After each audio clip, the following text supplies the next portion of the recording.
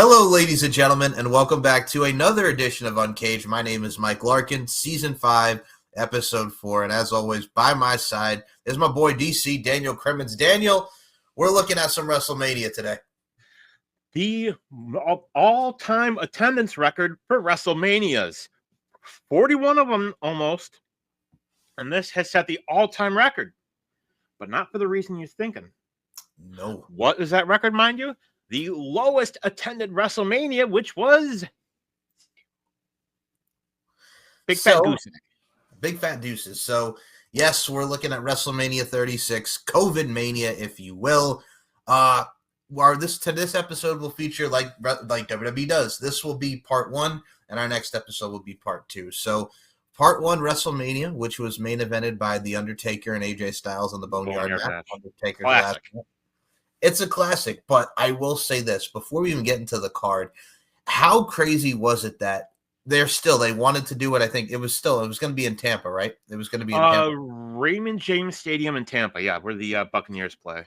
And they were still going to do it, but like empty arena. But then it's like, remember last minute, it was like, okay, we're going to go to the Performance Center. Like, how crazy was that? If I remember right, there was it was a staffing issue with the stadium, and there was some issue involved where I don't know if it was maybe the town of Tampa said no, which the governor DeSantis, they had to get special permission from him.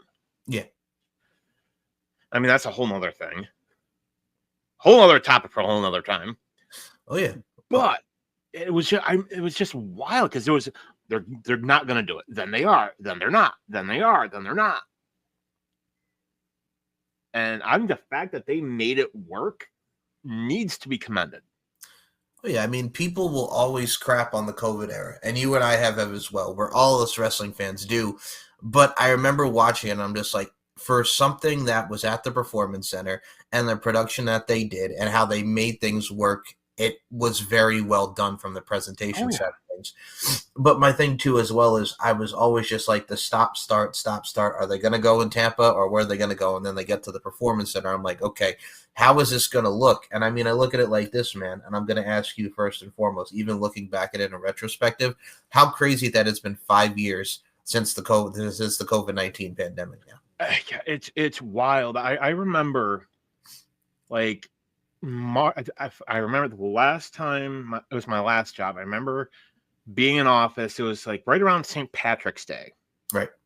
Everyone's like, well, there were rumors, saying, hey, this COVID-19 thing, they're going to send people home. And, my job at the time was saying, no, we're not doing that.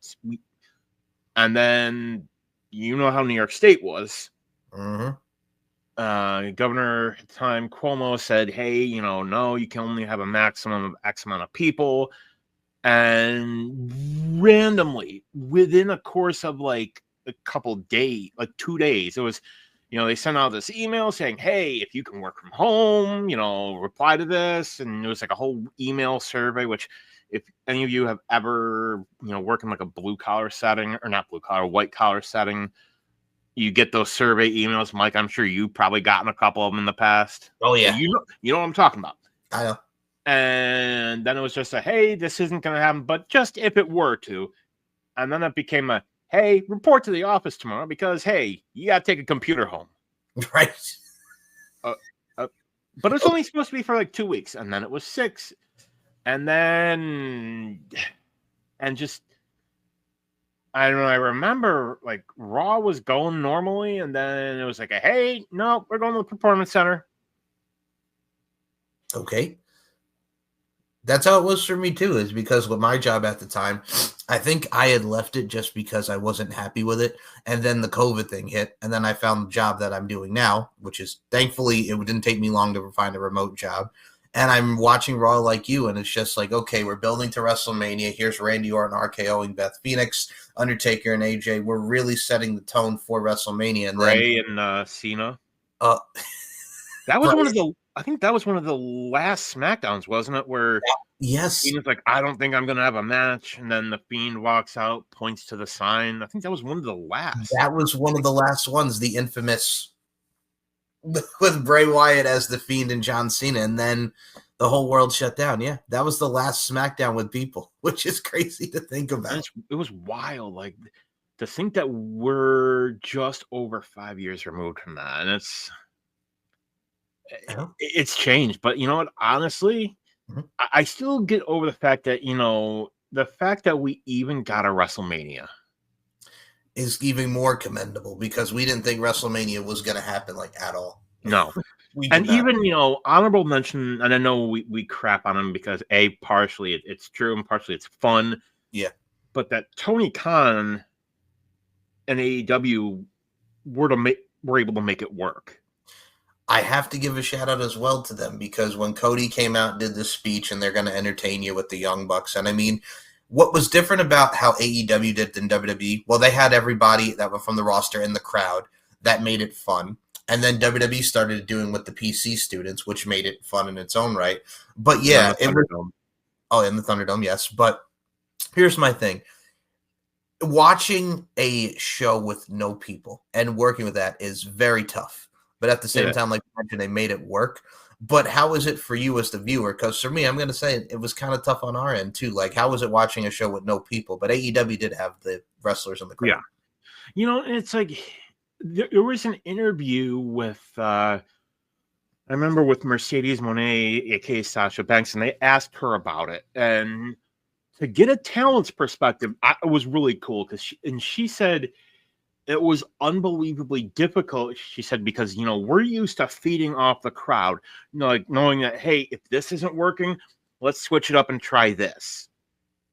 You gauge it based on what the crowd is saying and what the crowd is doing. She said we couldn't do that. We had to basically just throw whatever at the wall and say, hey, if people like it, we'll hear about it on the internet the next day. I remember that first SmackDown with Triple H just doing the cameras on commentary, messing with Michael Cole, which was fun. Absolutely But great. it was great, but everybody talks about that commercial break with Alexa Bliss and Nikki Cross against Bayley and Sasha, where they're just waiting and they're stopping, and then they get right back into the action. You remember that leaking at the time? Yep. And just talking to each other during the commercial break. Just chilling, like, yeah, okay, well, we're gonna rest, then we're going back into the match. Oh, but it was times. Well, you kind of could do that because it's just Yeah. like there's nobody here, so we can just do what we need to do. But And then they started, I think it actually started with this Mania where they started like pre-taping things. yeah, when they started doing like pre-tapes and shows and filming first, and then it would air. Yeah, I remember that.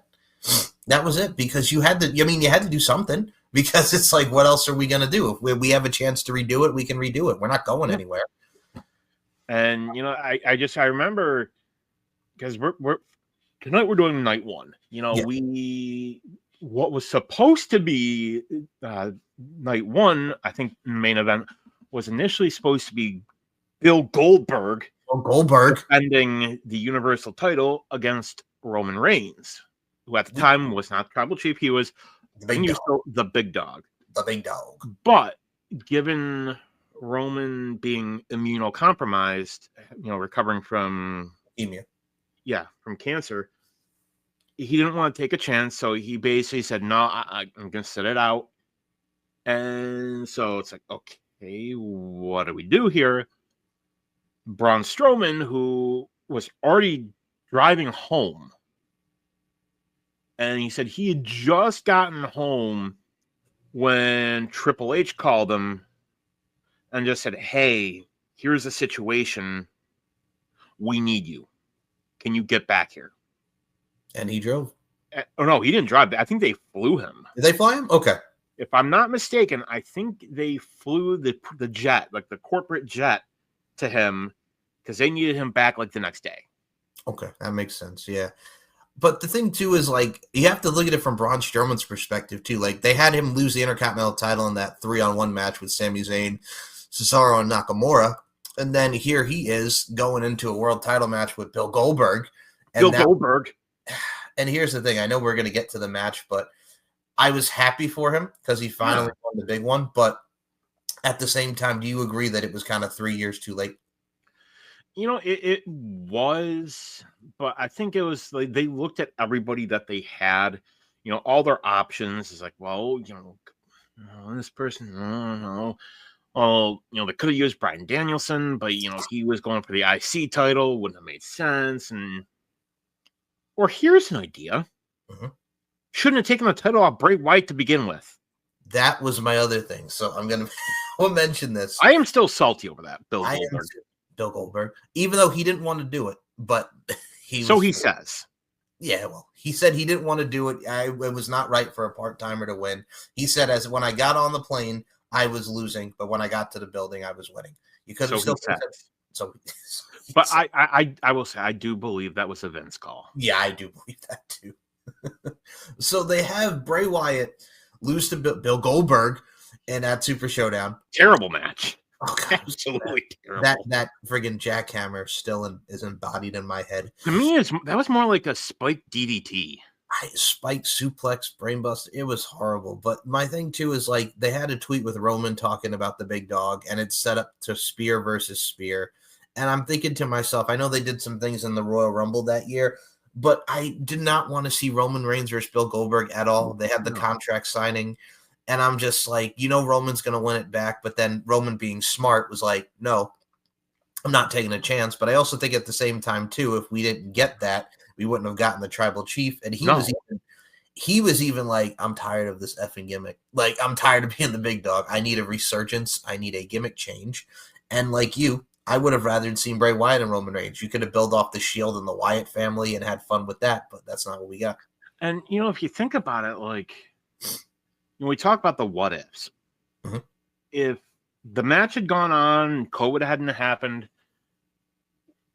we would still have Roman as the big dog.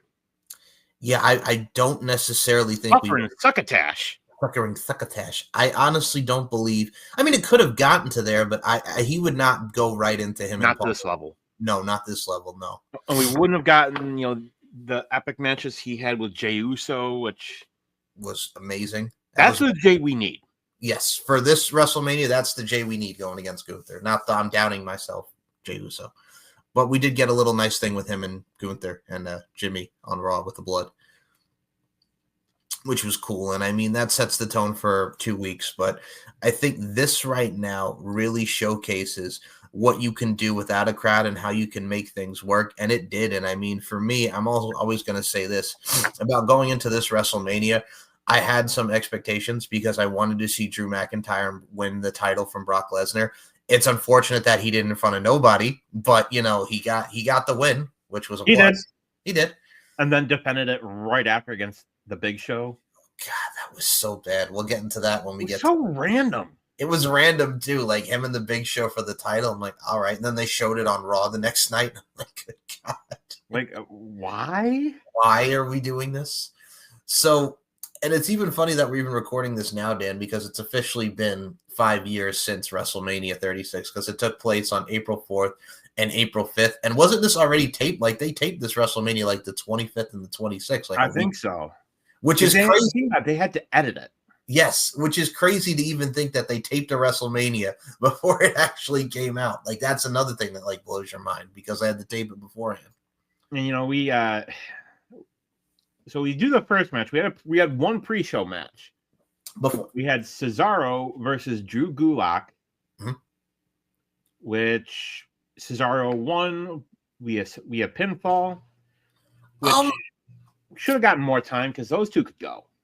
Here's my thing. I know Cesaro won with the UFO, and watching this back, I liked it because these two really epitomized what the independent circuit was. Cesaro, Ring of Honor, Drew Gulak was in Evolve and did all the great matches he did there.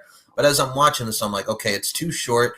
This was around the time when Drew Gulak was Daniel Bryan's like his protege, and they did Mr. Miyagi. His Mr. Miyagi. And I like the fact that we got a little shine for Cesaro and Gulak at the time, because Gulak was coming off the 205 Live stuff and the PowerPoint presentation. And I think this was a nice little shine of what we would get to see from Gulak going forward before his release later on that year. And then we would get Cesaro, who was the tag champ with Nakamura later on as well. So you got to have both guys get their shine. Too short, but for what it was worth, I think they made the most of their time. What do you think? I would say so. It's a shame that, Cesaro is wasting his talents with the Death Riders. Oh God, yeah, that was the only thing that I have to say as I'm watching this. I said it to Rob and Nicola. I'll say this to you. So I'm watching him and Cope on Dynamite this past week, and I'm bored, man. Just because it's Cope, dude. I was bored watching that doggone show, and I You was know, watching. in the old days, Bobby Heenan used to say, "That's not fair" to Flair. Yeah, I say, I can't cope with Cope. I can't either. It's just they need to do something to not, and as we're recording this tonight is AEW Dynasty. They cannot have him win those trios title. Like, for the love of God. I know they're going to set up Edge and Christian against FTR, but man, they need to do something because I'm not feeling it at all. At all. Yeah, and we know Mox isn't losing it. I said it on Max. I'll say it here. He's dropping it to Eddie Kingston. You're going with Eddie Kingston, okay? All right.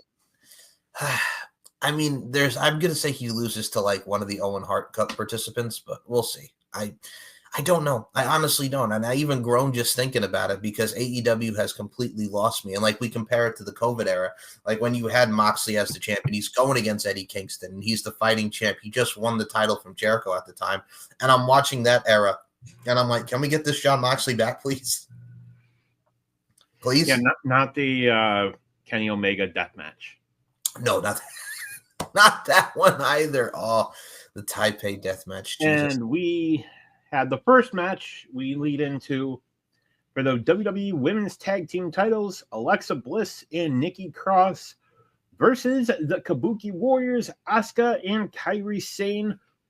Kabuki Warriors were the defending champions. I like this match just because Alexa and Nikki Cross always had that great synergy together. And Kabuki Warriors are just coming off, they turned on Paige. They're the tag champs here, and we get to see a nice little shine of what we get to see, of course, that we know with Asuka and Kairi Sane.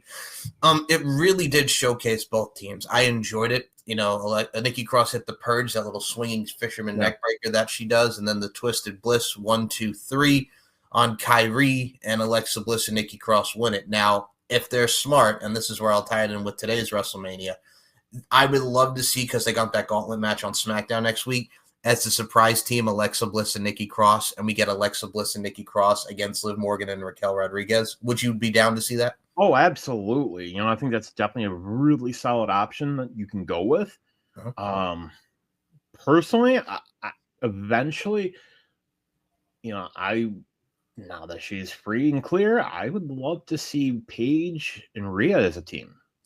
Here's my thing, and I love that you bring this up. So with Saraya not being in AEW anymore, I've said I'd love to see her back main roster. NXT would be fun because she was the original anti-diva, the original NXT Women's Champion, and her against like a Roxanne Perez or a Cora Jade, her against a Vaquer, a Julia. Like, she has a fresh crop of talent to work with, and it's so frustrating to me. Again, that Tony Khan squandered her, and the fact that we never got her and Mercedes, like the feud was right there in front of you. Like, I don't understand that man at all. Like, he really squandered that woman. I don't get we know Tony's no saint. No, he is not. I see what you did there. Tony fumbled. Can I just say, everybody was complaining that Sean Spears had the title for a week. Sean Spears didn't need to hold that title long. He's there to help the young kids. It was like, Sean, thank you for what you're doing. We're going to reward you with this, and now you're going to lose it to Ricky. And Ricky's even said it. Like, it's not what he's there for. I'm there to help the youngins and have them go to my school and train them. Like, that's what he's there for. And he's fine with it. He could have done that in AEW, but Tony didn't want to do that. And besides, like, do you really want Ricky Starks, Saints, whatever you want to call him, taking the title up another face and Tony D?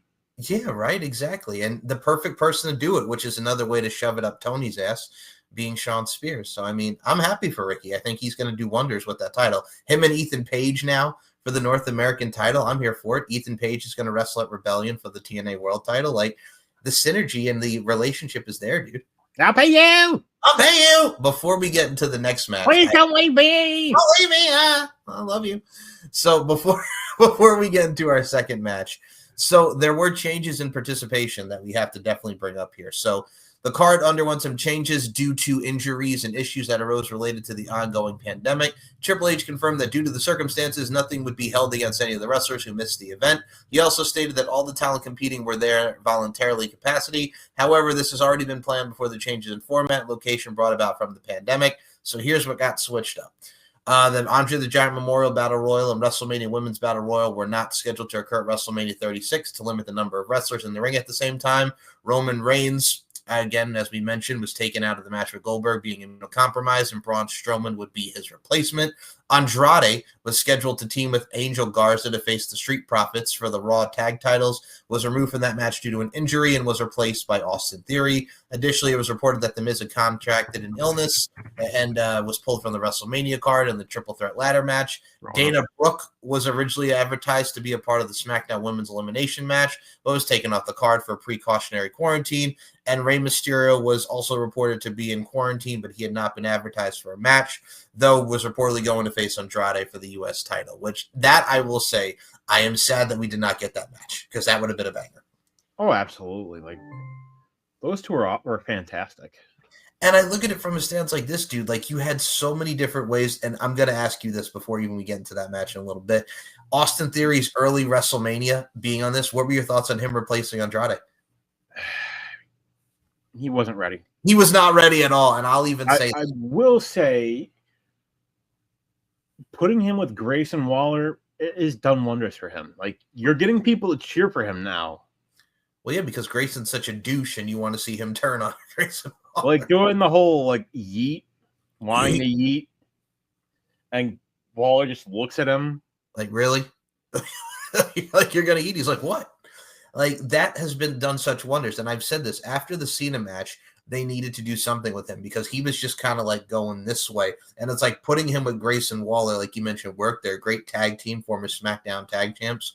Like, they needed something for that resurgence. And watching him here, and I'll say it even again before we get to the match, he was not ready. Number two, they just signed him from Evolve.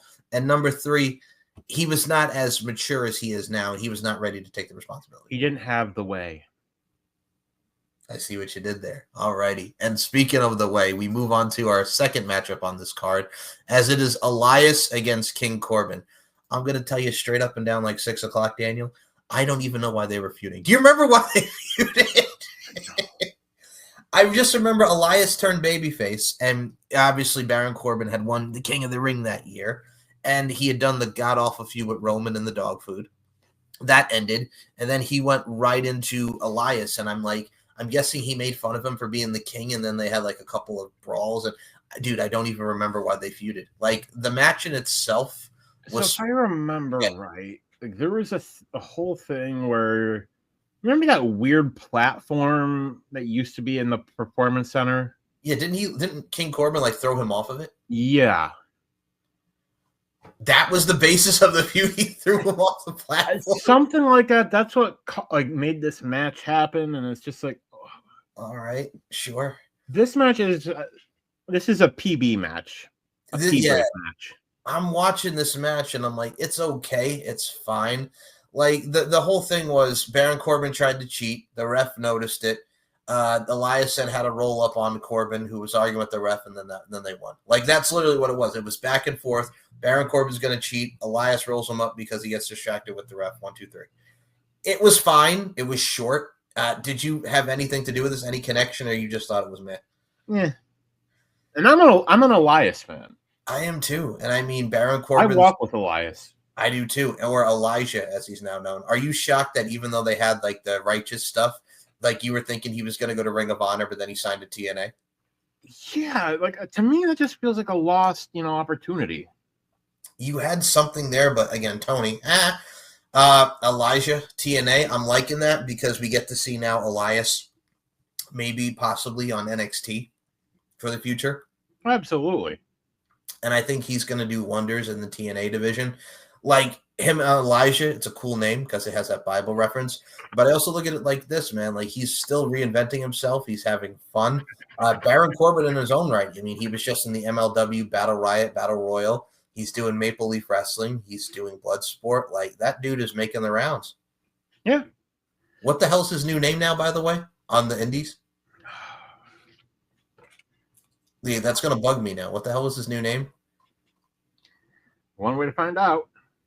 Go to your friend, folks, and that is Google. Oh wait, no, I got it. It is Bishop Dyer. All I right. don't hate it. I don't hate it either. Like it's. I mean, it's different. It's different, but I mean, he's finding his way, so to speak, now. With And it's sad because like the sad Corbin stuff was getting over. Did you like the King Corbin though? What he was doing before the sad Corbin? No, I mean, he looked sad ridiculous. Corbin was great. Like, and it's indicative of events. If the fans, if something gets over with the crowd organically, Vince hated it. Do we even have to bring up Zack Ryder? Like, hello, Rusev Day. Rusev Day. Oh well, first of all, congratulations to Rusev for getting re-signed. They need to bring in Matthew Raywall. They need Aiden English to at least do the Rusev Day or Miro Day, whatever. I think it'll be Rusev. I think so too, but I'm excited. Do we have Lana come in? I don't think they've said anything about They Lana. haven't said because she wasn't with him. Aren't they back together now? Didn't they get like remarried? Yeah, Which is awesome. Congratulations to them. But Yeah. yeah, I'm curious of the I presentation. always thought Rusev was underutilized again. I mean, he did get He that. came out in a freaking tank, people. I know. I mean, he did get that WWE title match with AJ Styles. That was a good big push for him. But yeah, other than that, no. But it was good. Like, he got a nice little run there, which was cool. That and folding Kalisto up like a pretzel. Oh God.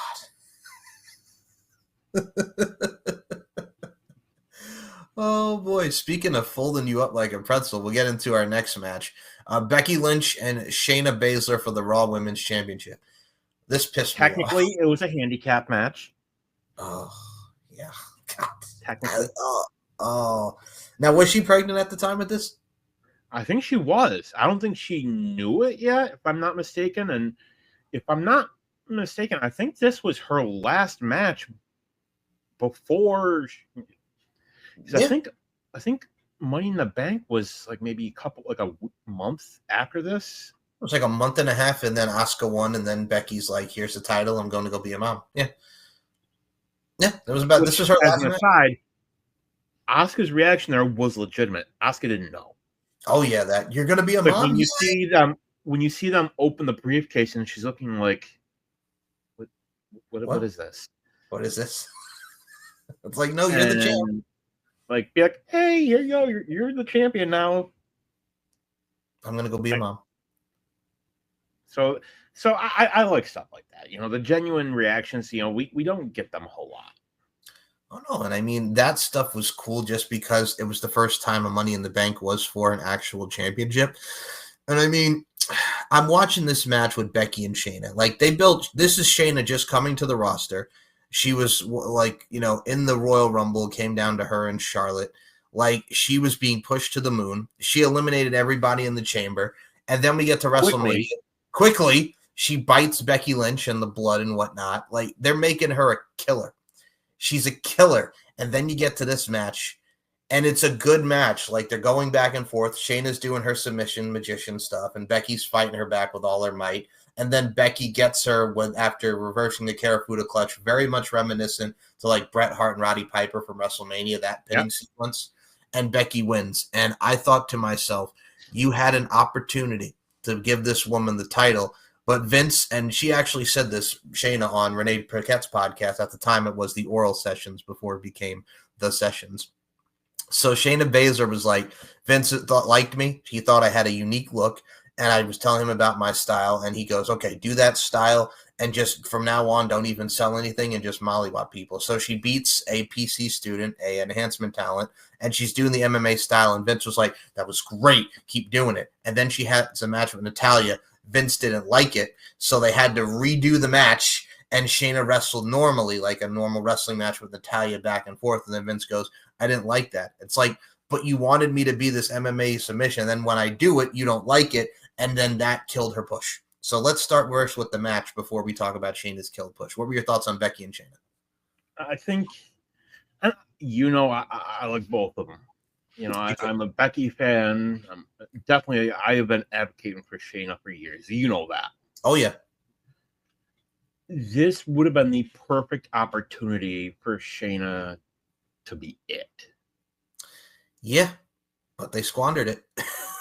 But they Yeah, and I mean, not which too long. she should have gone over. Like, it could have been just I think, honestly, an absolute squash would have been perfect.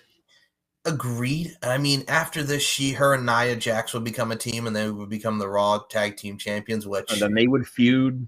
then they She would would feud. break Nia's arm. Yeah, and then Reggie would get involved, and then we had the god awful Alexa Bliss Shayna Baszler feud in that moment of bliss where you have this badass MMA fighter being afraid of a doll, and it just was god awful. Yeah, That weird romance angle between Nia and Reggie. Like, what the hell was that? I don't know. This is the pandemic era, so you had that, and then you had Shayna just being like whatever because she floundered after this. I mean, her and Nia, congrats on winning the tag titles, but this was a stop of something that could have been sweet. She had just coming off NXT. She lost the NXT Women's title to Rhea Ripley. I mean, her and Jessamine Duke and Marina Shafir, who still sucks. They had that little. I'm sorry, but hasn't gotten any better, I should say, since 2019. I mean, again, I've always said this, Marina and Jessamine Duke, I get it because they're friends, but do you think that they needed to be with Shayna? No. They could have been, but they also could have used more time at the Performance Center. I concur wholeheartedly with you. But yes, they had her at this badass in NXT. Then she comes to the roster. She's a badass. And then she loses here. And it was unfortunate because you had an opportunity. You had an opportunity, and they squandered it. It was a good match, but you squandered an opportunity. So, with that, speaking of squandering opportunities, we had Sami Zayn accompanied by Cesaro and Nakamura against Daniel Bryan accompanied by Drew Gulak. This was one. I knew this was going to be the sleeper, but I knew this was going to be good with the time that they got because this was another short match. They went back and forth. I wrote traditional Sami Zayn and Daniel Bryan counter for counter. Gulak tried to get involved to take out Cesaro and Nakamura. They brawled. Zayn wanted the count out, but then Bryan brought him back to the ring, and then they went back at it, and then we saw Nakamura and Cesaro attack Gulak, and then as Bryan went for a headbutt, Zayn went for the haluva kick, caught him in midair, 1, 2, 3. This was a perfect sequence of these two who have wrestled each other numerous of times, just going out there, putting on a banger. You had the interference of Cesaro and Nakamura and Gulak that made sense. This whole presentation for the time that we got was perfect, and it gave Sami Zayn a huge win at WrestleMania. What were your thoughts on Sami Zayn and Daniel Bryan? I thought it was a generic match with Sami and Daniel. Get it? See what I did there? See what you did there. Generico. Generic. Which they are totally not the same person. Oh, no, not at all. Whatever happened to that El Generico guy? I wonder. Can I just also put to the fact that Sami Zayn was the one on the WWE Vault channel to present an El Generico match, which still popped me huge. Love it. Me too. And looking at it, I thought it was a great match. Like, honestly, for 9 minutes. It could have gone a lot longer. Oh, yeah. But, I think they were trying to be careful with, people being out there too long. And makes sense because of everything that's going on, yeah. For me, I think when you have somebody like a Sami Zayn, he was just like the mouthpiece for Cesaro and Nakamura, right? He was like the managerial role for that. But he also was like the sniveling heel type, where it's like, they hide behind, the tough guys. Yes. They'll fight you. But for me, I thought this, again, Sami Zayn really made the most of this because he was, for the love of God, this is at the time when he's feuding with Bobby Lashley, and they did the whole Bobby Lashley sister thing, which was god awful. Yeah, we try to forget and put that out of our memories, but they weren't doing it. And if I'm not mistaken, I think Max Caster was one of Bobby's sisters. Oh, he was. It was so bad. But you had Sammy just there. He wasn't doing much. Then you gave him the opportunity to be with Nakamura, who the tie-in of Nakamura and Zayn as far as like his first ever pay-per-view match around TakeOver, that being Nakamura. And you put Cesaro in there because, again, great synergy and chemistry of how good Cesaro is. It worked. And this, as of right now, I will say, as we're rewatching this card, would you say thus far this was the match of the night so far? Easily. Oh yeah, Easily. You know, again, it's one of those ones where it's like, you know, yeah, as wrestling fans, and Mike, I'm sure you can agree with me on this.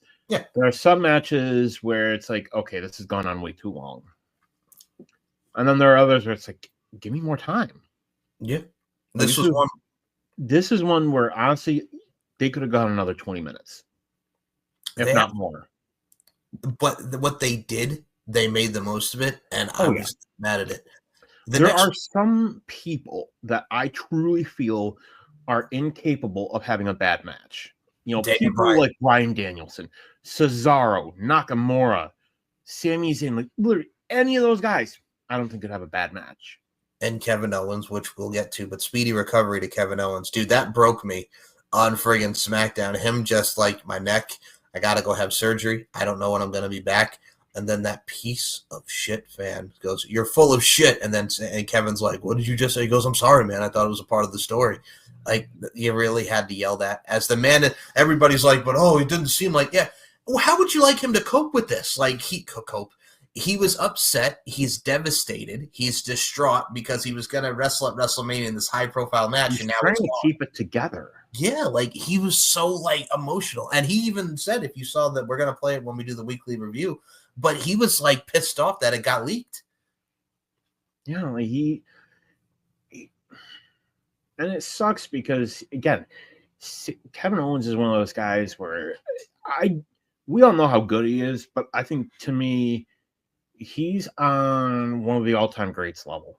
Oh, absolutely. I mean, from his inception in WWE in 2014 and 2015, like, for where he was to where he is now, that dude's grown, even from the indie scene. Like, he has really adapted to the WWE style and adapted to his character work and his presentation. Like, this has been one of his best runs.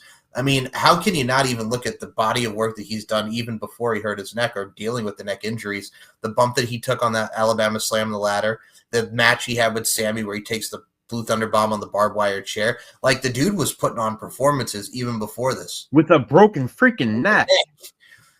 You got to give respect to Kevin Owens just because of just him going out there. And I mean, speaking of going out there, this was going to be difficult because we then had the triple threat ladder match for the tag titles, but it was defended by their respectable partners, as we would now have for the tag team championships. It was John Morrison, who was the tag champ with The Miz, against Jimmy Uso and Kofi Kingston, representing the Usos and representing the New Day. I will say, first and foremost, they tried. The match was not bad. I wrote, you get to see John Morrison doing his parkour stuff, and it worked for what we got to see with the ladder spots. And they really got to see, like, they were top of them. They're trying to get it, like the typical ladder match spots. Jimmy and Kingston were on the ladder with Morrison. They hit the headbutt. The ladders like wedged between the two, which was a nice little shot.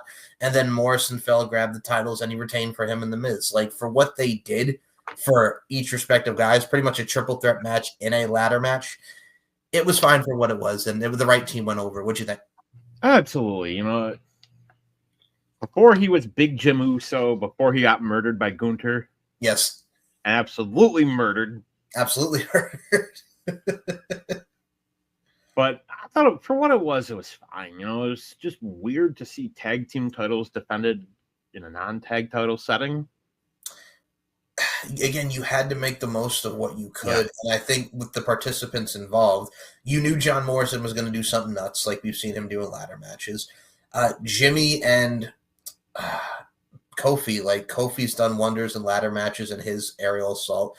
I mean, for what we got with Jimmy, he's another one, like we mentioned, goes nuts. Same with Jay.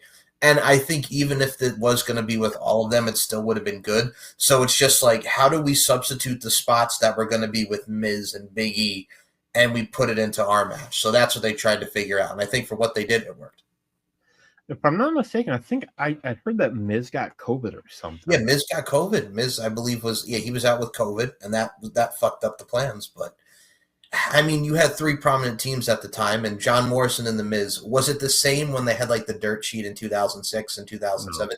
No, but for guys of their age at the time, because they were in their 40s, like it worked. It was still funny because you had Yeah. great charismatic stuff. Did you like, all right, we'll ask you like this. Did you like Morrison and Miz from 06, 07, or did you like this reincarnation of Morrison and Miz? That one was better. Like I always wanted more from Morrison. Like I wanted to see him as like a WWE champion. They had the opportunity in 2010, and nope. Well, I think if you remember the one world title he got or he had in WWE, what was it? The ECW title. Remember why he lost it? Yes, the violation, the wellness policy. The drug scandal. Yeah. Steroid scandal. And then he lost it to CM Punk. And he got named in it. Yeah, that was the problem at the time. Then he lost. And I think, he got Van Dammed. Yeah, that's a great comparison. Where it's like you want us to do it, but at the same time, it's like, do I risk it? Yeah, you really want to risk it? Yeah, no. And I think for me, and I've always said of the two, Miz had more of the personality than Morrison. Morrison was good, but his promo work was not as strong as the Miz. He had it in the ring. On the mic, not so much. Miz is Hall of Fame guaranteed. And you can hate him as much as you want, but you can't say that dude doesn't work his ass off. To me, Miz is one of the greatest heels that company's ever had. Dude, I'm right there with you. And I mean, he made the most of winning Money in the Bank in 2021 and that everything that went down there from that particular time period with the title. I mean, the dude he held the WWE title for like 8 days before and then got murdered by Lashley. By Lashley, yes. And I mean, what they're doing now with him and Carmelo Hayes, I'm intrigued. Like, if they win the tag titles, I'm cool with it. Like I like the team of Miz and Carmelo Hayes because it reminds me of the old guy trying to fit in with the young guy. So what do you call that team? Carmiz? Carmiz. Mazzello. Miz. I kind of like Carmiz. I like Carmiz. Yeah. Give me a call. Give me a call. Yeah. Carmiz sounds cool. I mean, we had Show Miz with him in the Big Show, so why not? But no, like that dude is just like so good. And I mean, this match was fine for what it was. I enjoyed it. I thought it was good. Yeah, and then if I remember right, like Backlash or something, we got a rematch, but with the other three. Yes, that's right. That's right. With the other Miz, E, and Jay. Yeah. Because back when you really couldn't tell which Uso was which. This is very simpler times. Simpler times. Speaking of simple and good and everything, so this was Seth Rollins now as the Messiah, and he took on Kevin Owens in their first WrestleMania. The build to this was great. How awesome is it that they're going to have their first match together on a WrestleMania, and it's where they train together? This match was nuts. I think next to the main event, this was, for me, match of the night.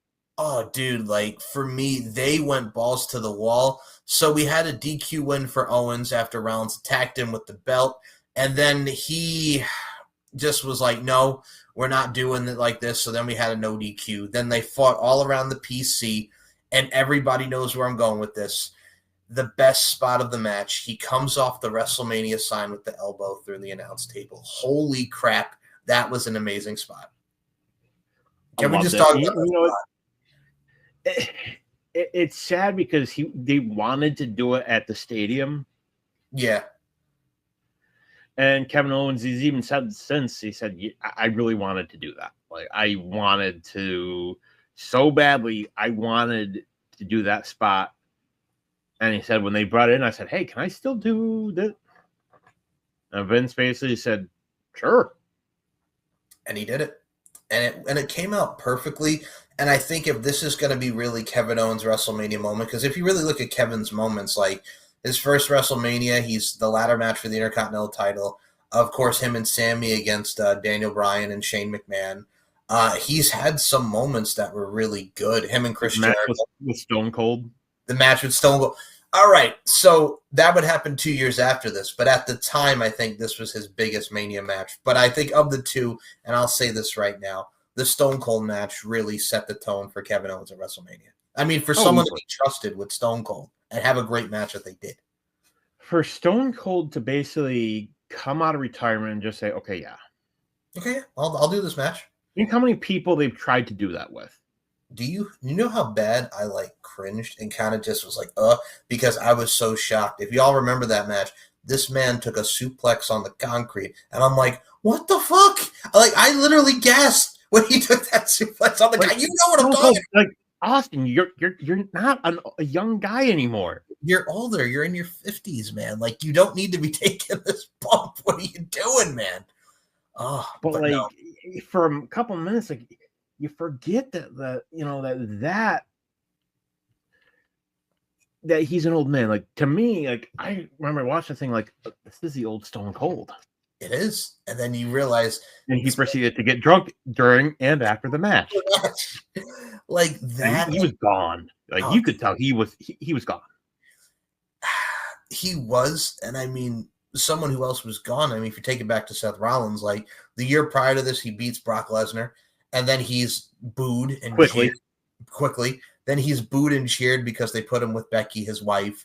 And, of course, the Fiend feud. And then he turns heel after Survivor Series and develops this Messiah character. Do you think that this was a great character change for him from where he was? Absolutely. And see, that's something that Rollins has always been good at. You know, he's always been good. His themes have been great. You know, the one thing... There is one part of this gimmick that I think was absolute dog shit. Was it the eye for an eye match? Oh, the one with Rey Mysterio. I thought you were going there. Yeah, I mean, did you like that he brought in Buddy Murphy and Austin Theory as his disciples? Yeah. That was cool. I mean, it had a nice little take to it. But yeah, that was the only bad part, was the Rey Mysterio matches went on and on with that feud. And the eye for an eye match was... Oh, God, it was so bad. That I will say, that was so bad. But this right here with Kevin Owens hitting the stunner and getting the win. Right outcome, right call. But, yeah, after this was kind of downhill for Seth, would you say, for his run as the Messiah? Easily. You know, I think then we got the Architect. Yeah, I mean, which was better than that. And thankfully, he didn't have to do the whole, he didn't have to do the whole Messiah thing as much, and we kind of got away from the spiritual side of things and just the whole holier than thou vibes, which you needed to, because I mean, when you got the crowd back, you got Seth in rare form. And I mean, speaking of rare form, let's go to the 24/7 champion, R-Truth. So Mojo Rawley and Rob Gronkowski, who are hosting WrestleMania, they're on the podium, and then Gronk goes to pin R-Truth for the 24/7 title. And then Rowley moved Gronkowski and then pinned Truth instead to win the 24/7 title for a seventh time. So Rowley gets the 24/7 title, Truth, and gets it with Gronk. Like, what were your thoughts on this segment? Because I thought it was hilarious. Absolutely. Loved it. Like, the fact that they even got the 24/7 title, we mentioned R-Truth, greatest 24/7 title, but did you like the incorporation of the celebrity vibe where you had him feuding with Gronk? Out of all people, the great Gronk. Absolutely. Like, dude, R-Truth, in my opinion, can do no wrong. No, and this was it was a nice little small thing to get Mojo on the card, to get his boy Gronk there, and R-Truth just to be in a funny segment. You need stuff like this to really enhance the 24/7 title, but also with where we introduced it to where we are here, that was such a right call to put the belt on Truth. Absolutely. And he got an ugly fucking belt, though. It's a terrible title, man. It's a terrible title. That's like something you create in a video game. Yeah, I could definitely see that. Like the creative belts and all that. Yeah, creative championship. Yeah, that's something like you'd see in like a video game. Or like some, piss poor indie fed. Yes. Would do something like that. Speaking of doing stuff, we did have our next match. We did have a title change. As we mentioned earlier, Bill Goldberg defended the Universal Championship against Braun Strowman, who replaced Roman Reigns. So for me, this was it was a spear, power slam, spear, power slam, spear, power slam. I think it was all a total of like 2 moves. Okay, so looking at it, it was 3 spears, 3 power slams, jackhammer attempt, running power slam. So that's 4. 1, 2, 3. And in 2 minutes. Like, it was literally, we're going to spam each other's moves. And it's just like, okay then. It's like, I think honestly, people were just like anybody but Goldberg. Yeah, and I mean, again, we're in a day and age and era now where I know Goldberg's going to get that final match this year. We've said it many times. It should be Braun Breaker. Gunther, but no. But I really think it's going to be Randy Orton now. You're still with Randy Orton and Goldberg just because like he needs an opponent. You're really going to go that route? It's the easiest route to go. Okay. Like, if you want easy, like, get it done, bing, bang, boom, done. Okay. Now, speaking of bing, bang, boom, done, the spamming of the 3 spears and the 3 power slams and the moves and the 3 and 4, the spamming of the moves. For what this match was, did it set its purpose for getting the belt off Goldberg, as well as, okay, we're not going to go as long as we had hoped for, and we give Braun Strowman the spotlight? And do you think that if Roman was in this match, it would have been around the same length? Probably. What it also did, and we didn't really think about it until now, it also reestablished Braun Strowman. Yeah, like we mentioned, like he lost the Intercontinental title the pay-per-view before this. He was kind of just like in limbo, so to speak. Like he really wasn't doing much at this time. And I remember when they announced that it was going to be Strowman, and everyone's just like, him? What? Like what? Like of all people? And I mean, he wasn't. Okay. I mean, he was a babyface, and I mean, it was fine for what it was. Bill did his thing and put him over strong. Bill Goldberg. Bill Goldberg. And of course, then we would get the Bray Wyatt feud, which was, for what they did with that and the Wyatt family tie-in, I thought it was cool. I know a lot of people poo-pooed on it. I'm looking at you, Jim Cornette. But for what it was, I thought that it was really good. Jim Cornette. Fuck the Jim Cornette for the Universal title feud that it was. I thought it was good. But yeah, this established Strowman. And again, I was happy that even though I said earlier it was 3 years late, I'm happy that he got a run at least. Yeah. I mean, and like I said, for what it was fine, you know?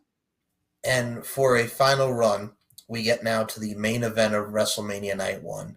The final match of The Undertaker. The Undertaker, AJ Styles in the Boneyard match. So, before we even get into this, the fact that we were getting this match of the night too. Longest match of the night. How long was it? 24 minutes. 24 minutes, okay. So what I liked about this feud was, except for the Super Showdown where The Undertaker just came out in his gear and choke slammed him and won that was ridiculous. I pretend that didn't happen. You got to pretend that didn't happen. Like we already got it and he just choke slammed AJ and won what the fuck was it anyway? It was like the trophy or the plaque or whatever the fuck that was. It was like the big thing. Something like that. Like, I'm like, out of all the people, like, you had The Undertaker just come out and choke slam him and win 1, 2, 3. Was that the Saudi Prince? Was that the Saudi Prince wanting The Undertaker? I think so. And then, we had the whole, him making fun of, calling him Mark and saying, you're just Michelle's husband. And now, what was cool about that was nobody really ever talked to The Undertaker like that at the time. Like, nobody really talked to The Undertaker like that. And he's like humanizing The Undertaker. I mean, John Cena kind of did 2 years earlier with the Instagram post stuff. But just as an aside, that year, Undertaker's entrance was longer than the match was. Well, he's even said on Chris Van Vliet's show, he's like, I was expecting to go like 20 minutes. And they're like, it's 5. And then John's like, what the hell, man? This is our first time at WrestleMania. He's like, dude, I've been talking mad crap about you. You have to squash me. Which he's not wrong. Like, I mean, John Cena's point of view there was not wrong. Like, you have to come out and squash me. But John was a company guy. He was. If Vince had said, hey, convince him to do 5, then that's what John would have done.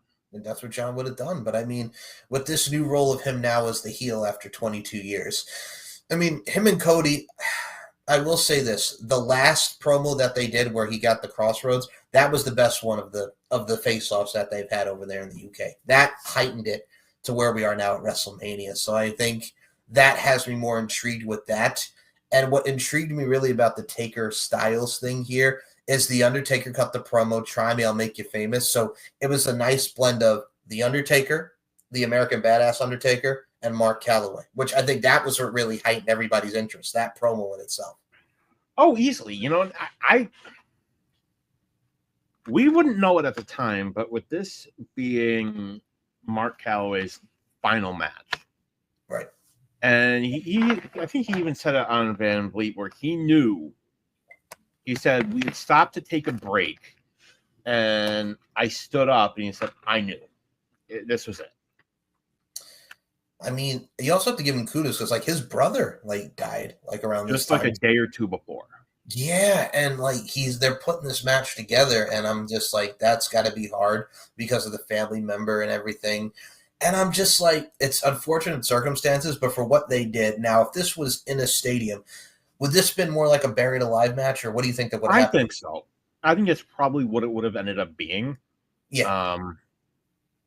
With the Boneyard match, like they announced it when they were still had the crowds, and with everyone, I remember thinking it's just like, what The hell's a boneyard match? Boneyard? Like, What are you talking about? And buried then alive? buried alive, like it's like we can't call it buried alive, but we have to call it something else. Kind of like when you had the Ring of Fire, and then like instead of Inferno match, like I'm like I'm intrigued, but I'm also thinking to myself, okay, it's Undertaker and AJ Styles. How are we going to do this? Because, like we mentioned, the Undertaker's last real match before this was him and John Cena at WrestleMania, and which was not long. But I'm okay. I'm like, all right, let's see how we do this. And I think before this, what was his other match? Oh god, that was the Goldberg match and the friggin' like Worst Undertaker match of all time. yeah, like before WrestleMania 36, it was the Goldberg match. Where It he was wanted to kill Bill Goldberg. Bill Goldberg.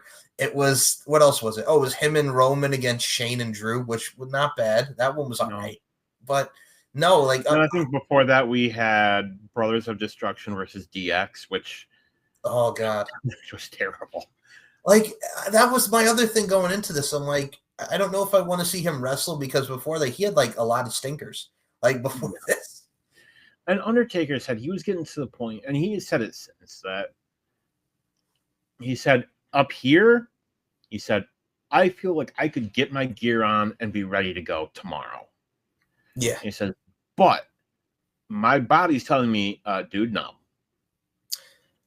I mean, for what this was, like him riding up in the motorcycle, AJ Styles faking the Undertaker, which was great, sitting up, which was great, out of the friggin' the hearse. The Metallica in the background playing, like this felt real, and he's calling him Alan while he's brawling with him. They're fighting each other.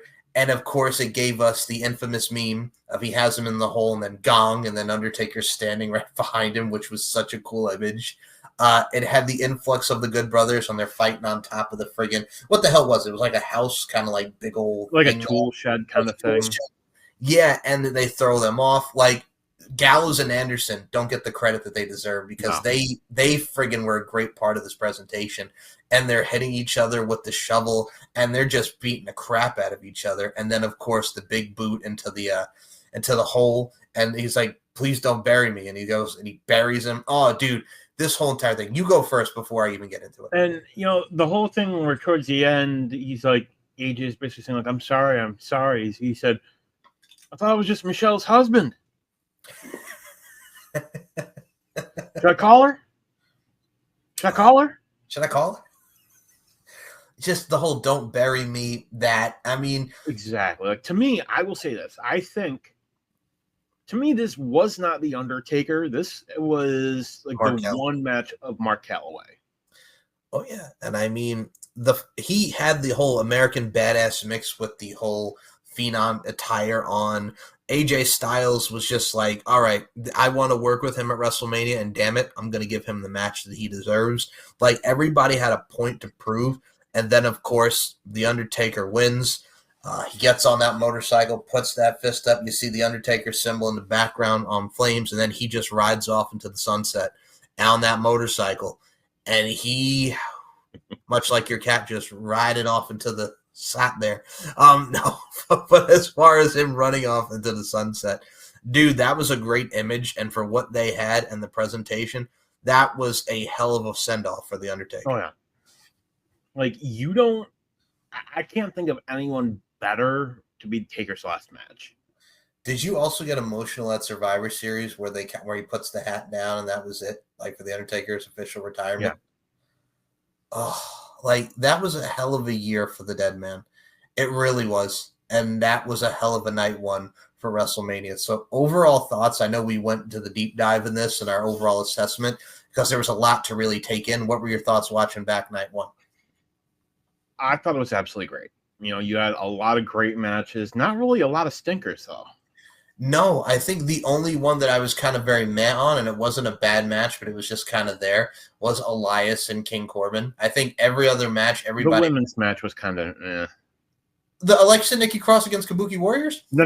Shayna and Becky. Oh, the Shayna and Becky one. Okay. So it was okay. All right. I'll go on to your point here.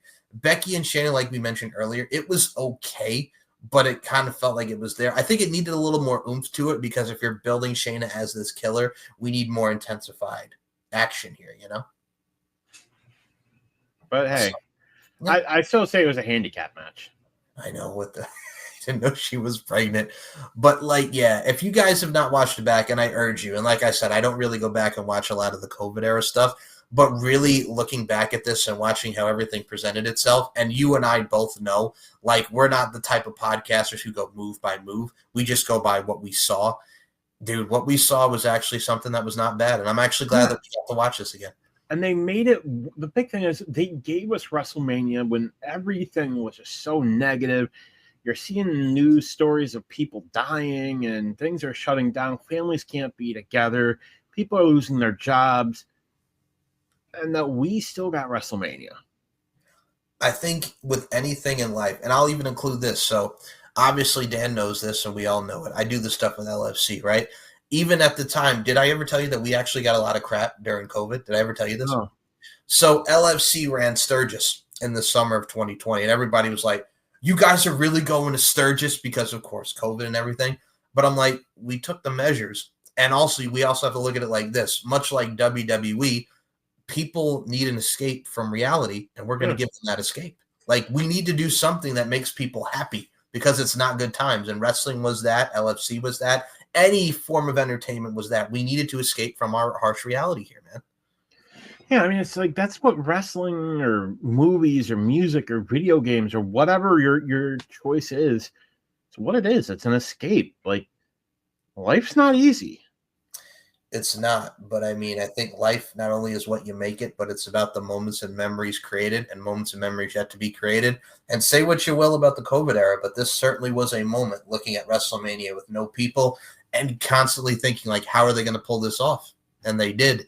And what we're going to pull off is our halfway point of this show. Because, ladies and gentlemen, episode 5 is our part 2, much like WWE does, WrestleMania 36 part 2, which was headlined by Drew McIntyre and Brock Lesnar for the WWE Championship, Bray Wyatt and John Cena in the first ever Firefly Funhouse match. First and only. The first and only. And one of our personal favorites that's very underrated, Otis and Dolph Ziggler. Otis, again, that lovable good old loser. Otis, the lovable loser against Dolph Ziggler. Which, oddly enough, Otis is now the last man standing or last person standing of that whole storyline. Yes, because Sonya and Mandy and Dolph are no longer there. That's right. Oh yeah, yeah, Tucky. We're also going to get pissed because this was the Charlotte Flair Rhea Ripley match for the NXT Women's Title. That still pisses us off to this day. I swear, I am seriously getting, Rhea and Charlotte vibes with this whole Tiffany and. Save it for the show, Daniel. Save it for the next show. So we got that. We got the random ass match of Aleister Black and Bobby Lashley, and of course the 36 minutes of hell, Edge and Randy Orton in the Last Man Standing. That match is still going on 5 years later. So I can't cope with that match. I can't cope with that either. No can do. Colin Oates once saying, I see what you did there. So we're going to get into WrestleMania 36 Part 2. Dan, we are at the halfway point of Season 5. And, well, I appreciate everyone who listens to this and us talk about the thing that we love that is pro wrestling, and especially WrestleMania, since it is WrestleMania season, and it's 5 years later from COVID and WrestleMania 36. Daniel, promote your socials, and we're going to get up on out of here. Y'all know where to find me. Mike's going to put the links down below. Check it out. Check out what we got. Check out the weekly review. Check out all your Uncaged episodes. You should have seen them all already, but, we'll give you a pass. We'll give you a pass this time. Just this time, though. And links will be in the description for Dan's IG and all of his work, including the Pile Driver Pundit. Dan, we got some Pile Driver Pundits coming back? We got some stuff. We got some stuff cooking. Okay. So links will be... I shan't ruin the surprise. I like your style. Keep the suspense going. Okay, so links will be in the description. And if you want to follow this YouTube, it's S&M Network Shows, where we have Steve and Mike Show, the Pop Culture History Podcast, On the Mic with Mike, Uncaged, the weekly review, Deep into the Heart of Wrestling with Robert Davis and Nicola. And we have so many other shows for you to take in and ingest and enjoy. Give you a little taste, as Daddy Magic would say. Give it a little taste. A little razzle-dazzle. A little razzle-dazzle. And, of course, StephenMikeShow.com, LFCFights.com, MLarkinMB and Larkin_92 on Instagram, and SM Show on an MCL92 on the Twitter front. And, folks, we will be back for episode 5, our part 2, not of our confessions like Usher, but of WrestleMania 36. And then we move on to the rest of this fine season. So for Daniel Crimmins, my name is Mike Larkin. Thank you guys for listening. Thank you guys for watching. And we will see you in episode 5. And subscribe to us! Subscribe to us on YouTube. We love you. See you next time, guys.